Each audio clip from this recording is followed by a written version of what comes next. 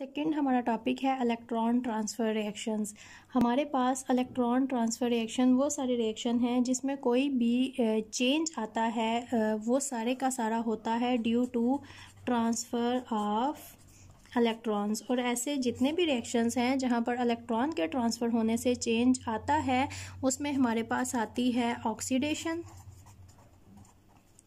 Second हमारे पास आती है रिडक्शन।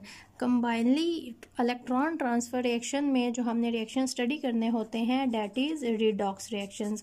रिडॉक्स रिएक्शंस ही वो रिएक्शंस हैं जहाँ पर जो भी चेंज आता है due to transfer of electrons आता है, या तो इलेक्ट्रॉन गेन किए जाते हैं या फिर इलेक्ट्रॉन लूज़ किए जाते हैं, या रिडक्शन होती है या फिर ऑक्सीडेशन होती है।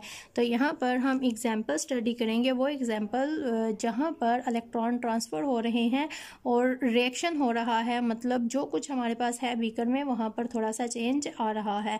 दूसरा हम देखेंगे मेटल डिस्प्लेसमेंट रिएक्शन। जो हमारे पास मेटल डिस्प्लेसमेंट रिएक्शन होते हैं, मेटल मेटल रिएक्शन करती है तो एक मेटल रिड्यूस होती है और दूसरी ऑक्सीडाइज होती है।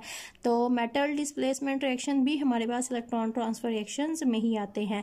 एग्जाम्पल में हम दो एग्जाम्पल स्टडी करेंगे। पहली हमारे पास एग्जाम्पल है, हम कॉपर स्टडी करेंगे इन सिल्वर नाइट्रेट सोल्यूशन। दूसरी एग्जाम्पल जो हम स्टडी करेंगे, हम जिंक को स्टडी करेंगे इन कॉपर सल्फेट सोल्यूशन। तो कॉपर इन AgNO3 सोल्यूशन के लिए फॉर एग्जांपल हमने ले लिया है यहाँ पर एक बीकर। इस बीकर के अंदर जो सारा सोल्यूशन है वो हमारे पास है AgNO3, और इसके अंदर हमने यहाँ पर एक कॉइल ले लिया है और ये कॉइल है हमारे पास कॉपर का। अब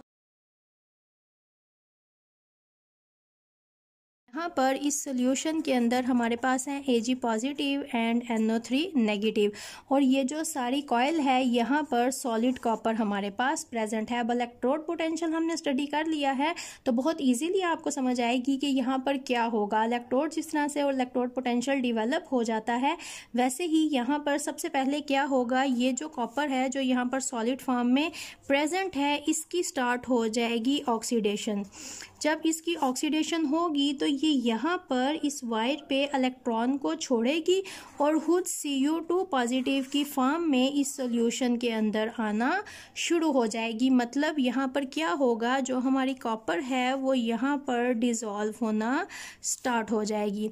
सेकंड जो कि हमारे पास प्रेजेंट है इस सॉल्यूशन में Ag positive and NO3 negative. अब यहाँ पर क्या होगा, ये जो सेकंड मेटल है इस मेटल की हमारे पास होगी reduction.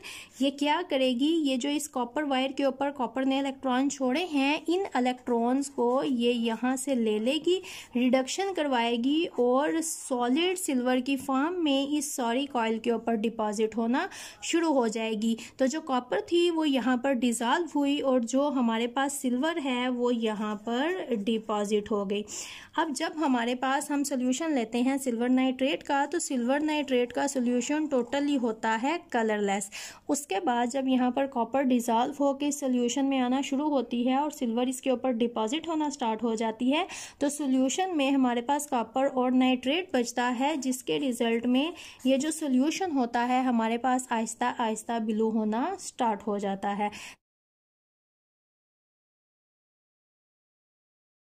This is one example of electron transfer reaction. Second में हम लेंगे zinc in copper sulphate solution. इस तरह से हमने यहाँ पर ले लिया एक बीकर। इस बीकर के अंदर हमारे पास सारा प्रेजेंट है कॉपर सल्फेट का सोल्यूशन। हमने यहाँ पर क्या किया, इस तरह से एक जिंक रॉड यहाँ पर प्लेस कर दी।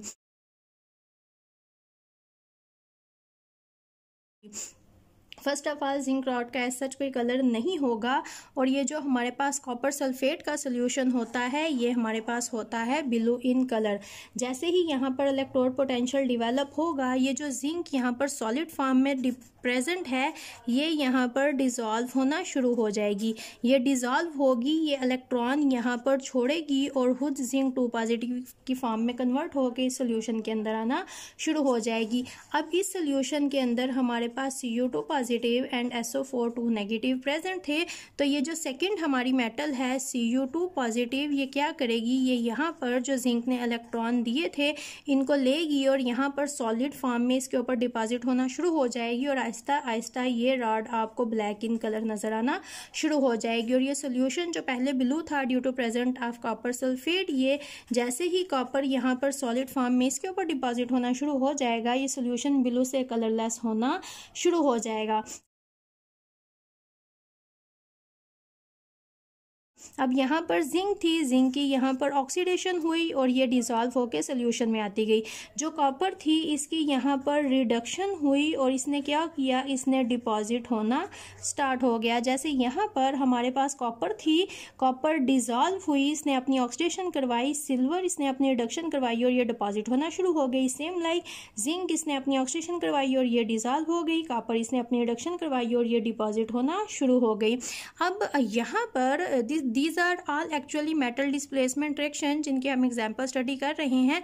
तो ये सारी बात मेटल डिस्प्लेसमेंट और एग्जाम्पल्स हमारे पास सेम आ जाएगा। अब मेटल एक दूसरे को डिस्प्लेस करती हैं। यहाँ पर हमारे पास इस सिल्वर ने कॉपर को डिस्प्लेस कर दिया, यहाँ पर हमारे पास कॉपर ने जिंक को डिस्प्लेस कर दिया।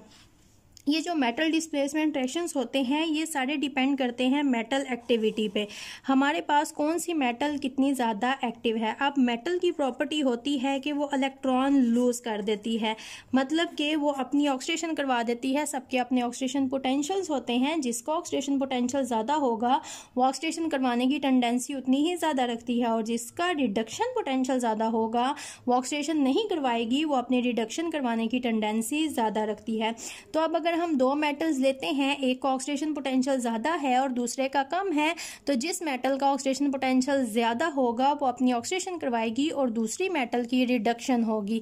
अगर मैं यहाँ पर डिस्कस करती हूँ एक दो एग्जाम्पल, अगर हम कॉपर लेते हैं that is in the form of solid और साथ में हमारे पास सिल्वर है that is in the form of cation, तो हमारे पास क्या होगा, ये जो कॉपर है which is in solid form, ये अपने इलेक्ट्रॉन देगी और ये आ जाएगी केटाइनिक फॉर्म में। ये जो सिल्वर है ये क्या करेगी, ये इसी कॉपर के इलेक्ट्रॉन लेगी और ये कन्वर्ट हो जाएगी सॉलिड फॉर्म में, क्योंकि copper is more active as compare to silver, और ये ज़्यादा एक्टिव है तो ये करवाएगी अपनी ऑक्सीडेशन, ये लेस एक्टिव है तो ये करवाएगी अपनी रिडक्शन।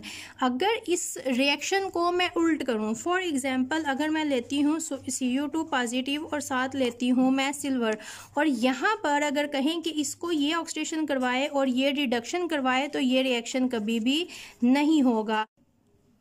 अब यहाँ पर अगर हम कॉपर Cu2 पॉजिटिव की फॉर्म में लेते हैं और सिल्वर एज सच लेंगे तो यहाँ पर रिएक्शन नहीं होगा, बिकॉज यहाँ पर कॉपर को इलेक्ट्रॉन चाहिए, मतलब इसने रिडक्शन करवानी है तो सिल्वर को अपनी ऑक्सीडेशन करवानी पड़ेगी।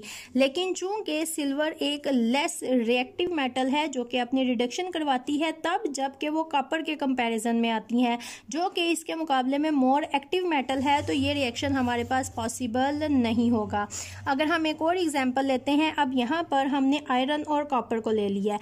अब यहाँ पर अगर हम कंपेयर करते हैं तो आयरन कॉपर के मुकाबले में हमारे पास है मोर एक्टिव, मतलब कि ये अपनी करवाएगी ऑक्सीडेशन, जबकि कॉपर यहाँ पर हमारे पास लेस एक्टिव हो गई है और ये अपनी करवाएगी रिडक्शन।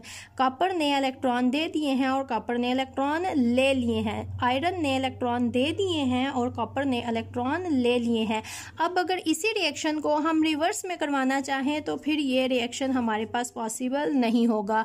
अब यहाँ पर मैंने जिंक को लिया है in the form of cation और कॉपर को मैंने सिंपल ले लिया है, और जिंक हमारे पास मोर एक्टिव मेटल है as compare to copper. Copper is less active जब वो आती है जिंक के साथ, मतलब जिंक ने अपनी ऑक्सीडेशन करवानी है, तो अगर मैं इस रिएक्शन को करवाना चाहूँ तो ये रिएक्शन हमारे पास कभी भी नहीं होगा। इसके